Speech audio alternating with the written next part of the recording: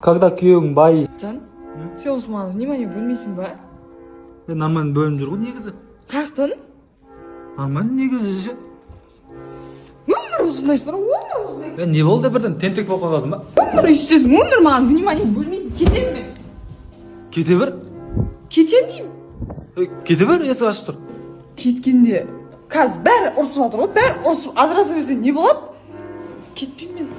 Кетпегенде кете бер уже, мен пландап тастадым ғой басқа нәрселерді. Мен кеткенде қаға барып төркіме де сыймаймын ғой. Болды, кете бер, беймарал. Мен кеткенде енді менде де кінә бар да, енді ше біліп тұрмын да, бірақ енді сен де қоя салсаң болады ғой. Қойыптым ғой негізі. Кете бер. Кеткенде жан, маған онда наличка ақша бер таксиге. Өзің кәсіпіңде ақша ше, соны берсі таксиге бар. Жан, менде мегабайт жоқ қой. Үйдің вайфайға отырасың сен айтпақшы. Айтпақсың, Джокер Боб дейтін дүкен бар, содан гигабайт сатып аласың. Актив Билайн любой номерге сонымен аудара бересің ғой. Еще телеграмға жазсаң скидка болады ше, жеңілдіктер болады. Жазсаң сразу жауап береді. Кете бер. Да кете бер. Сен точно ажырасқың келіп жүр ғой, я біреуің бар ғой, сен я білген едім, сен алдынан білгем сенің ше. Кете бер. Ойнап айтып жатырмын жан.